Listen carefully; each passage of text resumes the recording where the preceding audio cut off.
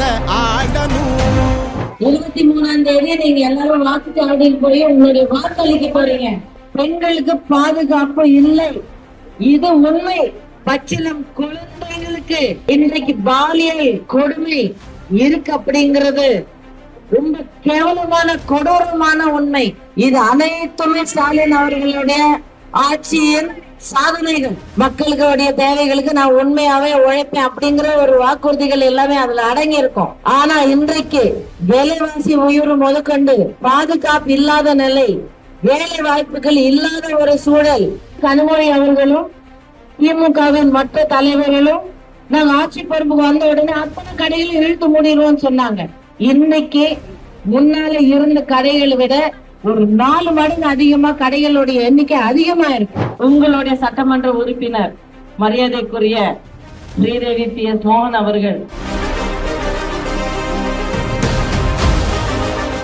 எளிய குடும்பத்துல பிறந்தவர். இன்றைக்கு அவருடைய சொந்த முயற்சியால, சொந்த உழைப்பால ஒரு நல்ல இடத்துக்கு வளர்ந்து வந்து அவர் சம்பாதிச்ச அவருடைய சொந்த பணத்துல இன்றைய வரைக்கும் தனிப்பட்ட முறையில பல கோடிகள் செலவு பண்ணி மக்களுக்கு எவ்வளவு நன்மைகள் வந்து செஞ்சுட்டு இருக்காரு.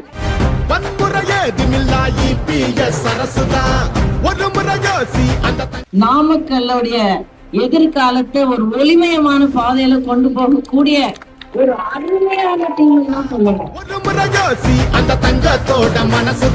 இங்க இருக்கும் பேருந்து நிலையம் வந்து ஒரு சில காரணங்களுக்காக ஊருக்கு வெளியில மாற்றப்பட்டிருக்கு.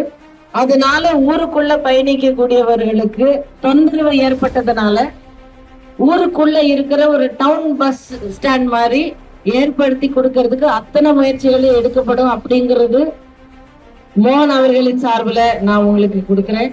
அது மட்டும் இல்லாம இங்க இருக்கும் GH அரசு மருத்துவமனை இங்க இருந்து ராசிபுரத்துக்கு வந்து ஸ்டாலின் அவர்கள் வந்து மாற்றி விட்டாரு. இங்க உள்ள மக்களுடைய தேவைகள் வந்து எப்படி பூர்த்தி செய்யும் அப்படிங்கிற ஒரு எண்ணமே அவருக்கு இல்லைன்னு நினைக்கிறேன். இந்த கஷ்டத்தை தீர்த்து வைக்க கூடிய சீக்கிரம் அண்ணன் எடப்பாடியாரின் ஆட்சி பொறுப்புக்கு வந்த உடனே கண்டிப்பாக அவசர சிகிச்சை முதற்கொண்டு அத்தனை மருத்துவ வசதிகளோடு உங்களுக்கான ஒரு அரசு மருத்துவமனை இங்க கட்டுப்படப்படும், உங்களுக்காக செயல்படுத்தப்படும் அப்படிங்கிறது கூட நான் வந்து மோகன் அவர்களின் சார்பில் நான் உங்களுக்கு கொடுக்கிறேன். வரும் 23ஆம் தேதி இரட்டை இலை சின்னத்துல உங்களுடைய வாக்களித்து உங்களுடைய வாழ்க்கை, உங்களுடைய குடும்பத்தினுடைய எதிர்காலத்தை நல்ல பாதுகாப்பான ஒளிமயமான பாதையில போக நீங்க தான் முடிவெடுக்கணும். தயவு செய்து 23ஆம் தேதி நீங்க வாக்குச்சாவடிக்கு போகும்போது இது எல்லாமே நீங்க நினைச்சு பாத்துக்கீங்க, பட்டியல் போட்டுக்குங்க.